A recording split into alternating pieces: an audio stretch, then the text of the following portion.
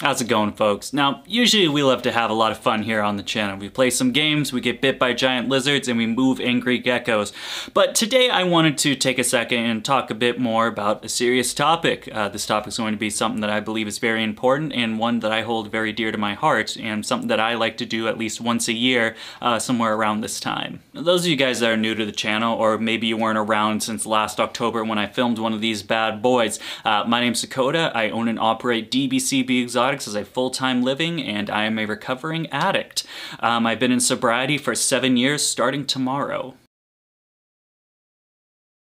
The day right before my birthday, very exciting. We'll be doing a little bit of a birthday slash clean living live stream tomorrow, which should be pretty exciting, so make sure to tune in and check that out tomorrow at 5. I want to sit down and talk to you guys about this kind of stuff is because every year when I make one of these things, a bunch of you guys reach out to me and let me know that you guys face similar situations, or perhaps you are in a similar situation right now. And I want to make these videos to hold as, I guess, some sort of inspiration for you guys, just to show that even in like the darkest times, because we'll get into it, there's some dark times that old Dakota's been through. There can be light over at the end of the tunnel through it. As you guys know, man, I'm no one special. Didn't come from money. I don't have a lot of money. Never had. I never had any money. I don't have a high education. Dropped out of high school when I was a sophomore and stopped really learning at that point in time. Anyone can do the stuff that I do. If you pull yourself by the bootstraps, I guess, and struggle for 3+ years like I'm doing right now, you can accomplish this. It's not just like a luck of the draw, or, you know, someone like, you gotta be this type of person. Anyone can do it if you're persistent and you want to follow that dream. It's a story on how old Dakota went from living in a Motel 6, just counting down the days till he wasn't here anymore, to sitting here now, talking in front of a camera in his own reptile building filled with over 200 reptiles. Let's get into it. Before we do get started, I just want to say we're not going to talk about each and every one of these things that... We're not going to talk about each and every one of these things that has happened. I can share a bunch of stories over on the live stream, but I kind of want to just give you guys a base timeline of the life that was Dakota before he moved to New England, and then kind of how I became who I am today, a YouTuber. I started my high school experience as your average, just a stoner boy, the burnout, someone that did not have any aspirations for the general education and soaring through the ranks and going through college. Nope, I just liked smoking a bunch of bud and chilling out, and I did that for years and years. I'll be honest, I was one of those troubled youths. I made my parents' lives very, very, very difficult at the ages of about 13 to... well, probably 19. At that point, it was a long, hard 6 years for him. Mom and Dad, if you're watching this video, I apologize for the probably hell and torment I put you through those years. Now, at that point, I'm around 16 years old. It's been years of just me being not a fun person to be around with them. And it was at that point where I left home. I tried running away multiple times and I always got caught and I got brought back. Blah, blah, blah. And it's at that point, 16 years old, we came to a, I guess, mutual understanding that this just isn't working out. And I ended up moving in with my grandparents instead. And that was the day, that was about the time where just things went very, very poorly for me. Living with my grandparents, I did not stay there for very long. No one wants to live with their grandparents. I was probably there for, I don't know, a couple of months maybe at the most. Still smoking the devil's lettuce, getting stoned, trying to figure out what I'm gonna do. At that point I was expelled from my high school from just a stupid scenario. Another story for another time. I was kicked out of high school. I was learning in a one of them alternative schools, those schools where it's like go at your own pace.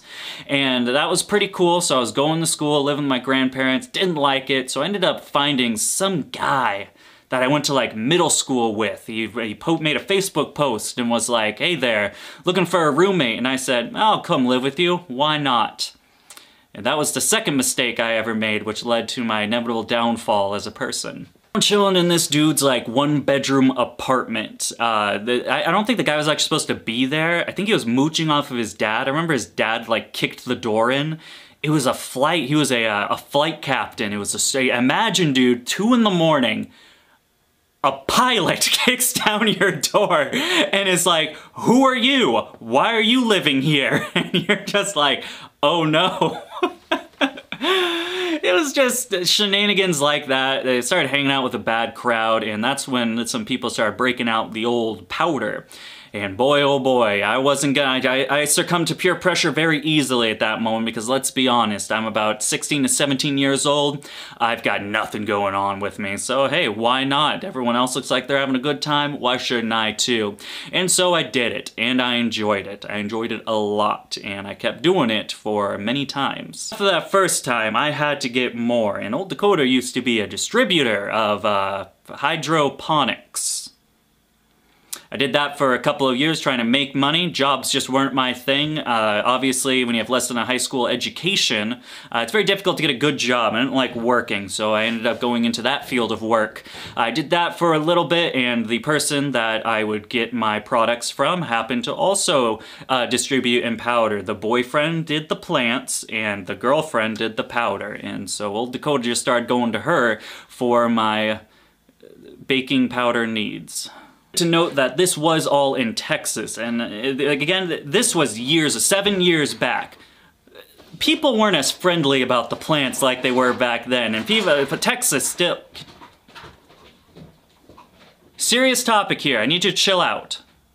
Texas still are not very friendly about the plant. Now, after doing that for a while, I think I did it for about a year, I was around 17, I had too many close calls with me ending up in prison, and I've seen some of my friends start getting shut down and the time that they're getting sentenced to, and I just figured, the juice ain't worth the hassle, man. It's just not worth it. I'm not cut out for it, so I stopped doing that. And then at that point, the powder got very expensive, and making only $7.95 or whatever, $7.50 I think the minimum wage was, working at a Taco Bueno, that was not meeting my needs, so I had to figure out an alternative source. Fast forward that timeline, I'm just about to turn 18. That apartment situation didn't work out very well. The dude ended up stealing my friend's wallet and like maxing out all his credit cards. There were some words exchanged, there were some things done, and I was not, it wasn't a situation where after you do that stuff, you go back to it. So I ended up couch hopping for a number of times. I went from house to house. I ended up being in that said friend's house with his police mom. Oh, I would love to see the look on her face if she knew that delinquent child that was living in her guest bedroom was just railing shit off the countertops right above her. That situation also didn't end well, but we'll get into that a little bit later. 18th birthday. I've just become an adult. I'm no longer legally a child, so I can be charged as an adult now. And looking around in my life, stuff just isn't looking very hot. I ended up getting kicked out of the alternative school because I had a not good powder making, and I just stopped showing up. If you guys don't know, there's a tax test, which is the state test. I didn't go to that. I think I came to school like 5 hours late, and it's a thing like if someone finishes before you get there, you're not allowed to take the test, and the school counts it as a 0, and that hurts the school. And so the principal pulled me aside. I'll never forget, she was a very scary woman. She had that spiky short hair. You guys know the type. She pulled me aside, and I'm over here like, what's up? And she's like, she said, Mr. Burke, you've let this school down for the last time. You're no longer welcome here. And I said, okay. And I left, and my guidance counselor cried because she knew I was going off the rails and that I really am a troubled child that needs some help, and my only safety net being that school was now taken because of my own faults. So now I was shot out into the world. I didn't really have a job, I couldn't hold a job, I stopped going to school, and I'm a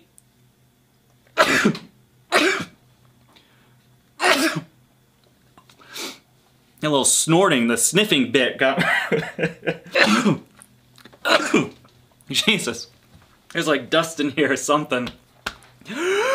Holy shit. So I'm 18 years old. No more school. no work, I'm living in my friend's guest room, nothing to show for myself. I got this broken down car, like life ain't looking too hot for Dakota. I don't know what I'm doing, and now I'm an adult, and there's all these responsibilities and kind of like social constructs that become with being 18, and I don't know what I'm doing with my life. I'm depressed. I'm so depressed at this, but like probably one of my lowest points, and I'm with some of my friends, and they're partying because it's my birthday, and I'm just like, I don't know what I'm doing anymore, man. Like this isn't a good time. I don't know what I'm doing. Now we ended up running out of some stuff, and then my buddy says, well, I can't get us more of that stuff, but I can get us some ice cubes. And I said, oh, that's the ice cubes, man. I don't know. That's hefty. Like baking powder is like a party fun. You know, you make cakes with it. But ice cubes, that's like for realsies. And he said, no, it's just like the baking powder, but it's cheaper. And I said, well, sign me up then, let's go get it. And that day at 3 in the morning, I set out to 2.5 hour...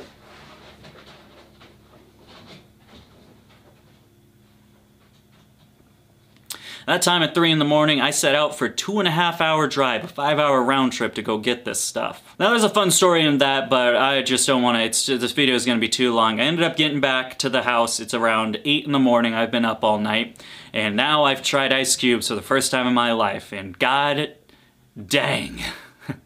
Woo! That puts you on a whole different level than baking powder. It's a very exciting thing, but definitely a bad thing. And that is when my life ended. At this point, life became ice cubes. I lived, breathed, and worked for ice cubes. And there were some very bad decisions made in order to continue this path. At this point, I got back together with this girl I was dating, I guess, in high school. She constantly fucked around and fooled around on me. It wasn't a very toxic relationship, but she needed an apartment and a roommate, and I said, hey, I also need that, so let's move in together. There's a lot of heartbreak that came from that decision. So my friend that I've been getting ice cubes from moves back to where that 2.5 hour place was, and he's no longer around, so I don't have a source for ice cubes anymore. The freezer's not working, the freezer ran out. And so I talked to my buddy that I was doing some plant distribution for, and he said, well, he knows a guy, and he'll give me his phone number to link up with him. And I'm... This is the goop, because when you think about this, like, ice cube people, like, you got a picture in your head on what they are, right? Big, like, scrawny, but big at the same time somehow, shaved head, fucking balls to the walls, nuts. I'm terrified. I am a 18 and something year old kid, and I am just going up as this white boy. Wearing skinny jeans, thinking, I might die, but hey, let's go check it out. Pulling up to the address, and it goes into this really ritzy, like, suburban cul-de-sac. It's a gated community. And I'm like, this can't be the right place. And I come in, and I see this guy, and he's like, are you Dakota? And I'm like, bro, what? This is like the most frat boy looking Blink-182 sleeve having boy I've ever seen in my life. I'm like, oh, this is gonna work fantastic. So that was my new guy, a dude living in his mom's house in a suburban cul-de-sac, gated community, slinging ice cubes. It was, looking back, it is the funniest shit you could ever imagine. The luck I had at that was astronomical through all the scenarios we could have had. Fast forward a couple of months, it's just like shenanigans, you know, the average stuff. It's fun stories, but like it doesn't really, I need to set a timeline. So fast forward a few months, girls fucking around on me, I'm getting pissed, the ice cubes are messing with my head, I've gotten really paranoid, aggravated. I never did like Some like domestic stuff. That didn't sound right in the context, but just all in all, I'm changing as a person. I went from this timid, shy, emo boy to being very confrontational to people, aggravated very easily. I had a lot of friends where I was the kid in high school where your friends make fun of you and they like poke fun at you and they use you and you're kind of chill with that. But then at this point, like, I wasn't chill with that, and like, I'd fight people for disrespecting me. I'd beat the shit out of them for talking shit about me. Anything like that, like, I had no chill when it came to people disrespecting. At that point, most of the friends I used to have, I've lost. No one wants to hang out with me anymore. I got a new set of dudes that are all into this stuff, and I got a new crew that I'm rolling around with. I'm living in my 3rd apartment because I've been kicked out of every single one, and I keep being able, I have like people co-sign for me, and I just fuck them over. And so that's how I got into like different apartments, and then it fucked up my credit too, but it also fucked up their credit. I'm sorry, people that unfortunately co-signed on my apartment. That's tough stuff, man. I apologize. At this point, the chick's hooked on it. I'm hooked on it. My dealer gets kicked out of his house. He moves in with me. I now have unlimited supply of ice cubes, and all I have to do is help move them with him. And so that's the story of how 18-year-old Dakota became an ice cube mover, working the streets at 2 in the morning.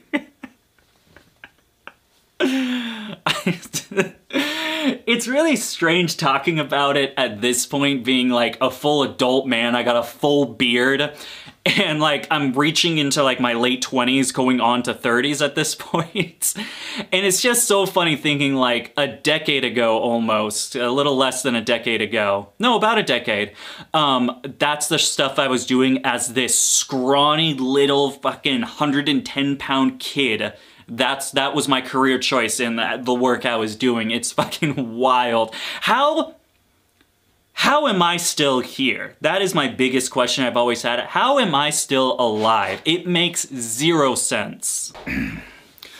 A couple more about that. My camera died, and so I went inside and I changed my shirt.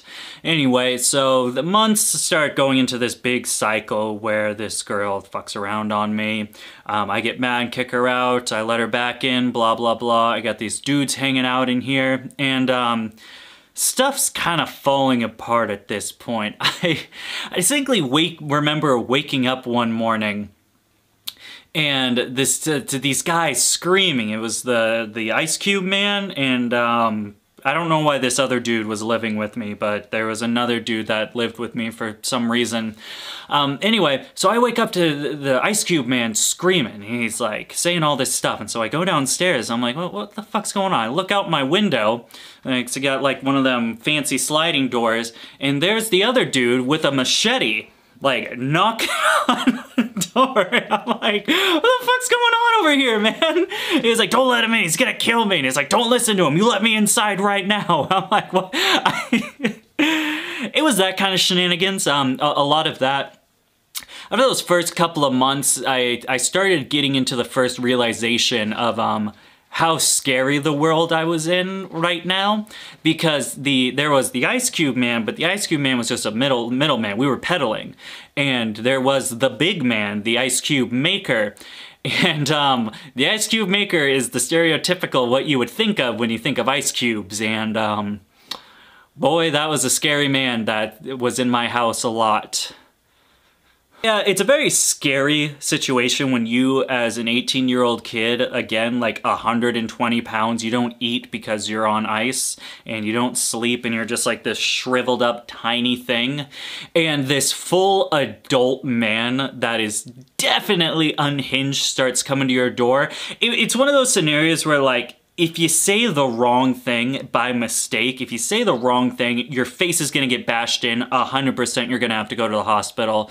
So it was a very timid situation to be in constantly as he came in and out, in and out. It became more and more frequent, and I started worrying a little bit more for my safety than I have been for the years prior leading up to this. A lot of like really bad situations I was put in because of that guy, or I guess with that guy because of the choices I made. Two of the ones that always stick in my head is the fact that, for people that don't know, there's like, I don't know what they call it, but it's like fake ice. It's like, I can't believe it's not ice, but you definitely can. The way you can tell is the way when you heat up ice, it melts, but it cools off very quickly. The fake version does not cool down very quickly. They, instead of using, I don't know, I'm not a chemist, that they switch something out with, I believe, Raid, and it's like super bad for you. It'll kill you if you like the normal amount you would do. If you use the fake stuff, you will die from it. It's very bad for you, like the other stuff isn't, but it's worse. It's a lot worse. It's like, I don't know. It's not very good. I remember the guy confronted him at that time, and he's like, you sold this fake shit, we just gave you like 600 bucks, what's going on here? Because we had like a lot of it. And the dude looks him straight in the face and is like, yeah, I did sell you fake shit. You say anything about it again, I'm gonna grab this bat and beat your head in with it. And I remember thinking, huh, these are not good situations that I'm in right now. Things are a little bit scary over here. A distinct scenario I remember is the guy used to bring his girlfriend over a lot. Like, she was always with him. It was definitely a very abusive situation. And I remember the dude goes to the bathroom once and we're all sitting on the bed, and she, like, as soon as he like closes the door to go to the bathroom, she like lunges towards us and is like pleading. She's like, please, you need to get me out of here. Please help me. I need to get out of this. He's gonna kill me. And the weight of those words being said to you like you could do anything as an 18-year-old kid when that is a full-size adult killer, it stays with you for a long time. There are a lot of things I'm very lighthearted about the situations I was in. That wasn't one of them. Still to this day, I don't know, like, what really could I have done? I'm just a kid, you know? I'm just a dude wandering around, and I don't know. That's a real hard part.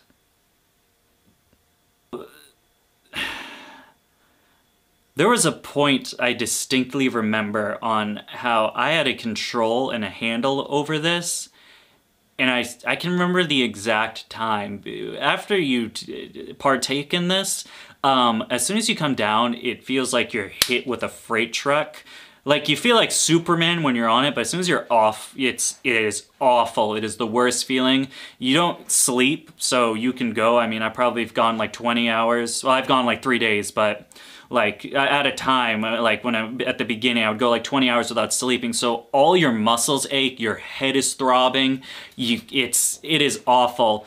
And there was this distinct point where I thought to myself, what if I just do it again when I'm feeling down and it'll bring me back up? So instead of this like rest period, I just keep doing it.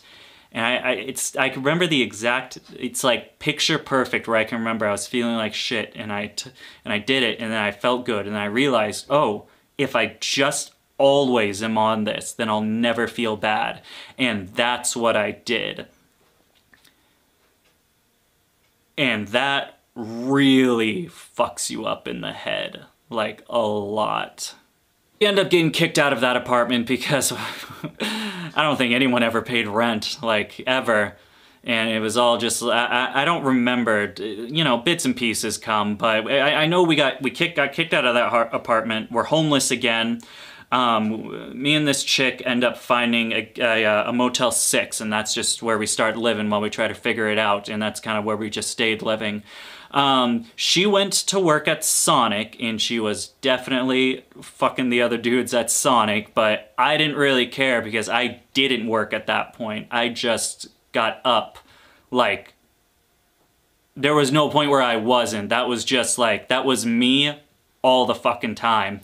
And it gets to a point, if you do it too much, like, you end up losing yourself. And I don't know if it's the mental illness, I don't know if it's the borderline personality disorder, or if it's just the fact that this was who I was for a very pivotal part in you growing up those years. And just,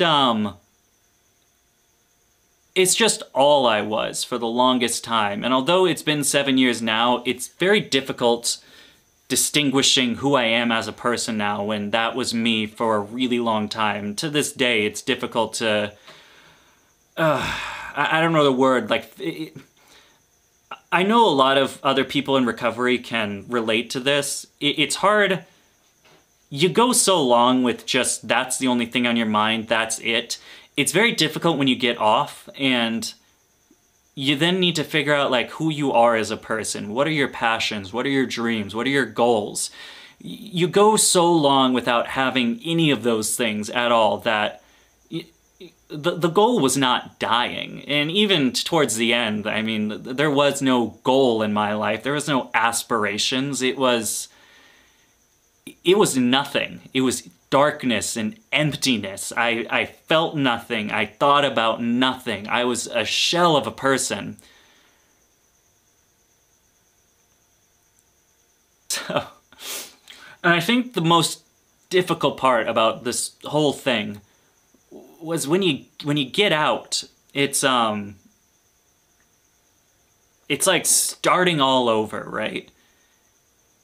And I feel for everyone who has tried and just keeps falling back in, because I know the fucking struggle, man, of trying to make it back into society, trying to get back in there and figure your shit out after you're years suppressed from everyone else. All your colleagues around you, they're in college now, they have good jobs, like, you feel so small and defeated during that time that your only comfort is falling back into those habits. I don't know. It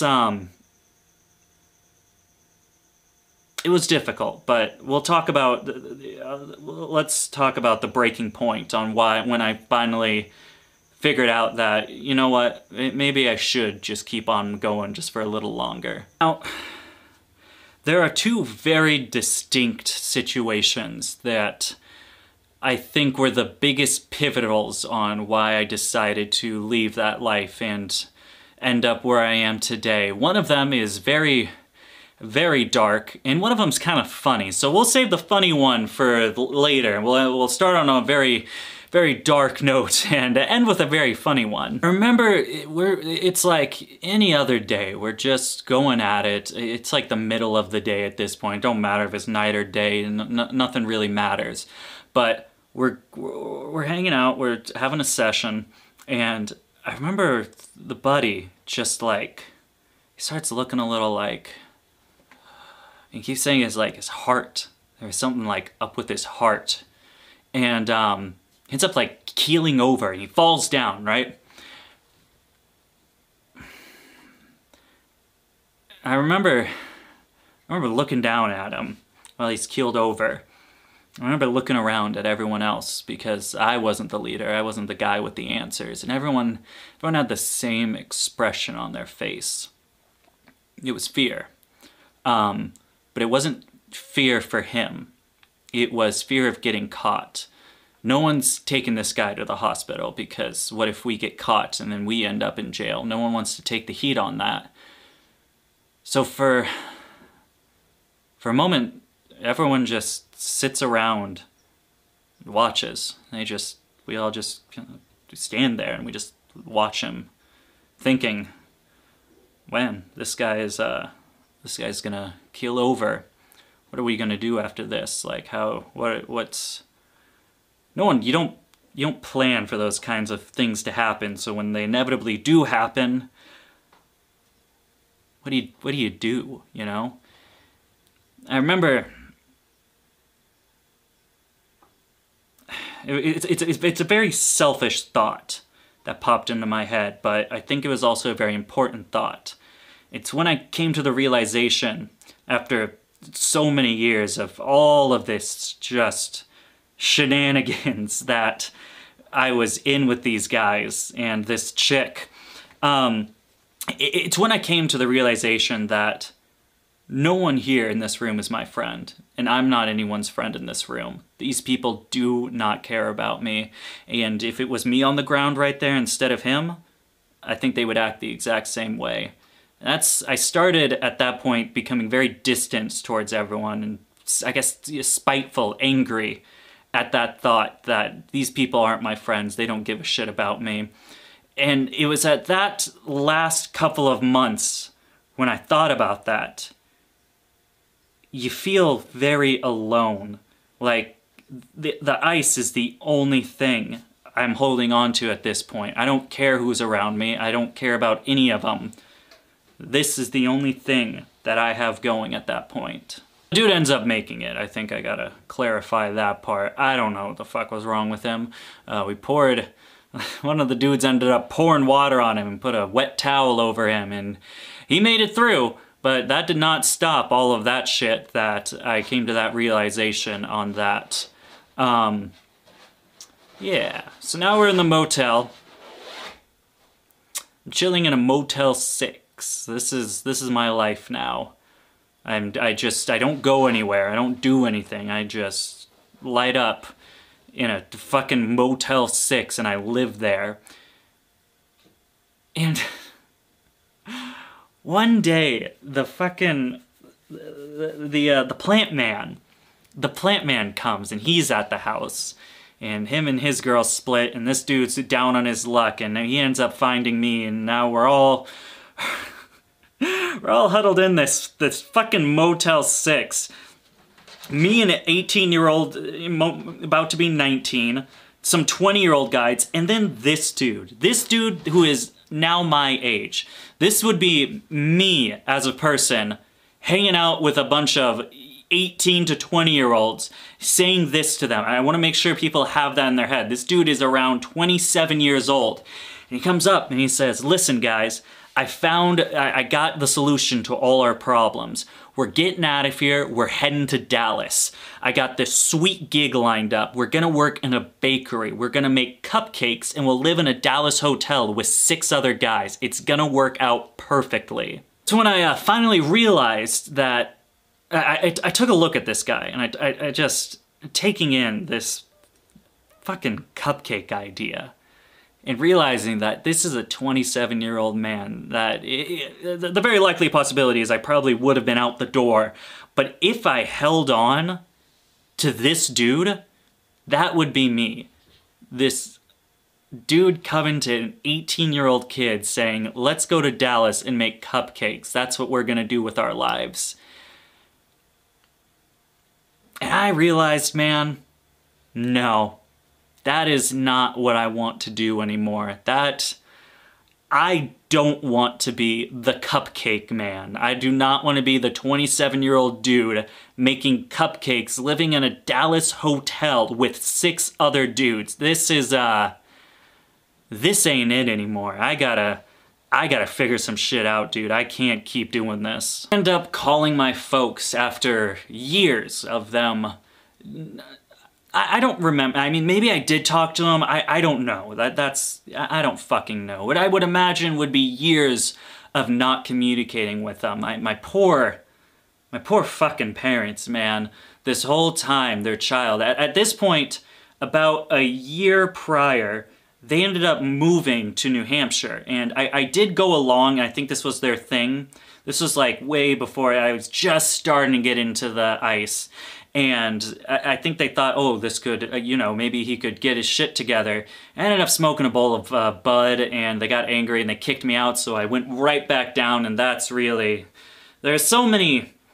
The problem with making this kind of video, and maybe it's me, maybe I should internalize, or not internalize, but like map out the entire timeline. There's little bits and pieces I can remember. There's pieces I forget and other pieces I remember. It's not like a full story. I don't know the full story. I can't piece it all going in. But I do remember I was at my parents' house for like 2 fucking weeks after moving. I drove 2,000 miles up there, smoked a bowl, got arrested, and then they bailed me out, kicked me out. I ended up with a warrant for my arrest because I didn't go to court, and so I fled, and because they were like, you're done. And I was like, whatever, I'm going back to Texas, screw this. And that's when everything ramped up to the way that now we're at this Motel 6. So I haven't talked to my parents in years, right? They don't even know if I'm alive, probably, maybe, I don't know.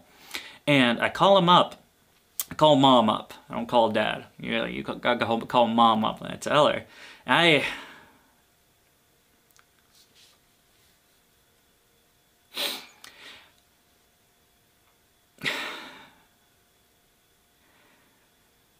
And I remember after years of not talking to my mom, I hear her voice and says hello. I break down crying. Like a little toddler, dude. I just break the fuck down. And I tell her, I don't want to do this anymore. Can I come back home? I want to be good. I don't want to live like this anymore. And they said, yeah, and that was my ticket out. I didn't tell anybody about it. No one knew. It was about 2 weeks out. They were gonna get stuff set up. I was gonna get a ticket. I was flying my ass out of there, and not one of these motherfuckers knew that I was bailing on them. And I remember the last day, you always go out, I went out with a hoorah. I did the last of the stuff I had. I took a shower after not showering for God knows how long, and I almost missed the flight because I wanted to use every last bit. And I don't even remember what I fucking told that chick. But I just said something. I was like, I'm just gonna go visit my grandparents real quick. And it was something like, I don't even remember, but I just remember driving to my grandparents. I'm blitz. I don't know. I'm trying to think of like friendly words to say to YouTube that won't like immediately hide this video. So I get there and I'm not even packed. So I just bring this hamper full of clothes. I'm trying to pack my suitcase. My flight's in like 40 minutes. We're not even at the airport. And my grandmother's like, what the fuck are you doing? Like, come on, dude, you're not even packed. I was like, don't worry, I'll pack real fast. We're gonna get there, don't you? Cause I get at the airport, I end up making my flight, I start coming down, and I just feel awful, dude. And I think that was one of the worst ideas I've ever had, is getting so incredibly up there and then crashing, and you're in a plane in this tight seat, you're sore, your head's throbbing, you haven't slept in days. It was an awful experience, I'll tell you that right now. But I made it there, and I went to New Hampshire, and my mom gave me a nice hug and said I looked very green and like a skeleton, which was probably true. And then I didn't touch that stuff ever since. Fast forward 7 years later, and here I am today. Yeah, man, that's the story of like here's the issue I have. I don't know if I should make like a 3-hour-long video that goes from like 16-year-old Dakota to 27-year-old Dakota.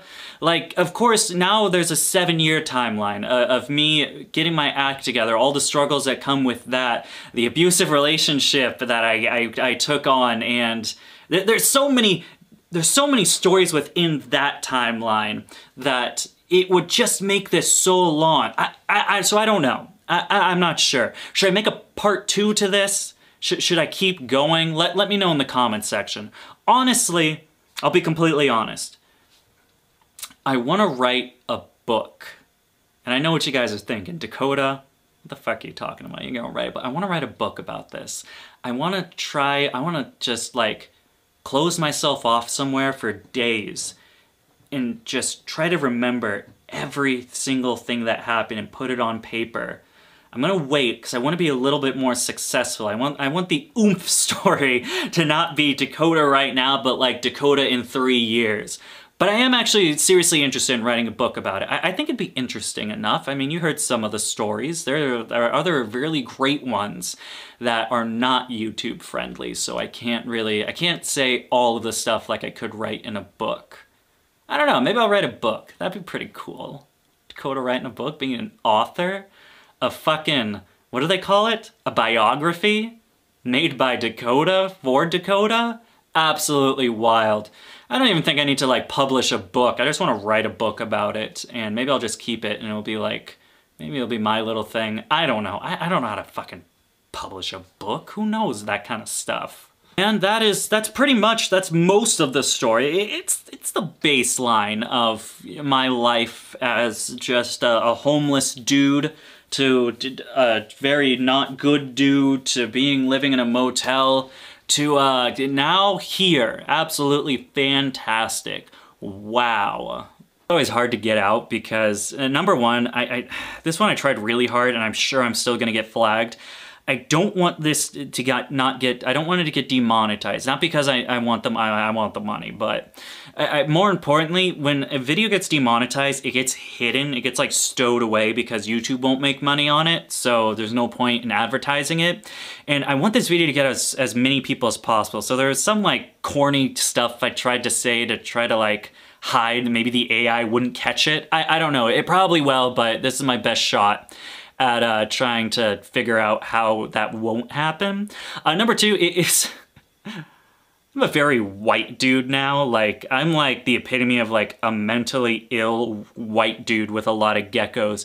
And it's very funny, like bringing back those memories and like some of the slang I used to use, where like back then it made sense because of like who I was as a, but like reiterating that as how I look and act now is it's really funny. I sound like it's some of that shit, like we're having a sesh. Like I sound like the whitest dude on earth at this point. Getting on a serious note, I don't want to joke around too much. I try to make it lighthearted because it's like the only way I can get words out is just like brushing it off as, oh, it wasn't a big deal. It wasn't, you know, there's some shit there. I almost died like a lot of times. So it was, it's a pretty serious, but I have to enunciate it in like a very laid back manner so I can get the words out, or else I just like stuck in my head. But yeah, man, that's the story. The reason, I'll reiterate, the reason I do want to make this video is I hope it reaches some people. I hope it reaches the people that I want it to, the people that were in that situation, you know, the people that might still be struggling and just aren't sure how to do it. I want it to be, I don't want to sound egotistical, but I do want this to be some sort of like light at the end of the tunnel, like, I sound so fucking narcissistic.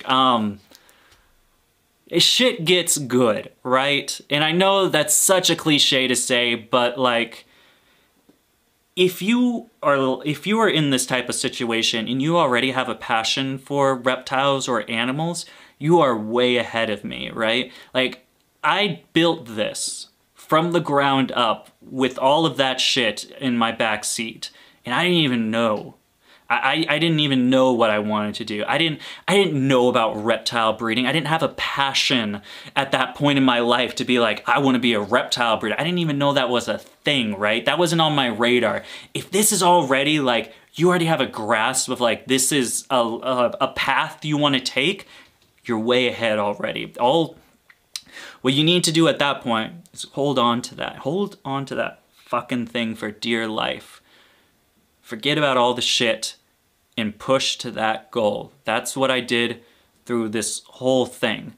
I wanted bigger and better when it came to my animal paths. I went from doggy daycare and I wanted better than that. So I worked at kennels, I wanted better than that. I became a dog trainer, I wanted better than that. I became a veterinary technician, I wanted better than that. I started hand raising exotic birds for a living. I wasn't enough, I needed to be bigger and better. I needed my life to fucking mean something, not to be this waste of a shell of a man where other people have fucking gone off and didn't make it, man, and I'm here. I needed to make something of that. So now, full-time reptile breeder, that's me, and I fucking held on to that passion and that drive, and that kept me going, but it's not enough anymore. Bigger, better. I want to open a private zoo. I want to be a zookeeper. I want the most exotic, rare animals that you can ever find. I just want my life to be something. I want... After being a nobody for so long, I want my legacy to mean something. I want this whole thing of me getting my shit together to mean something. And I think if that helps other people, it's another reason for me to keep going. Yeah. I hope this helps some dudes out there. Maybe some dudes that are going through some stuff. I hope this helps you guys out. Yeah, man, that's the yearly video. I'm just mentally exhausted thinking about all this shit. It's weird. It's weird thinking back, like, damn, dude, I fucking ran that way. Like, as a child, I was a literal child, man. And that's the shit I was doing. Absolutely batshit crazy. But I made it, and I just keep holding on to that. Thank you guys so much. If you made it this far and saw the whole story, I appreciate you guys for sticking around this long. Business as usual. After today, we'll just go back. We'll go back to the good old content, the funny content, not the ones that make me very, very sad in the heart and the head, thinking back on. Yeah. Yeah, man. Should I do a part 2? Part 2 will be a little less dark, I guess. The stories aren't as bad, but still very good. Yeah, let me know in the comment section. Thank you guys so much for taking the time out of your day to follow us over here and let me take the 30-40 minutes out of your day and tell you my story. I appreciate you guys. Until next time, goodbye.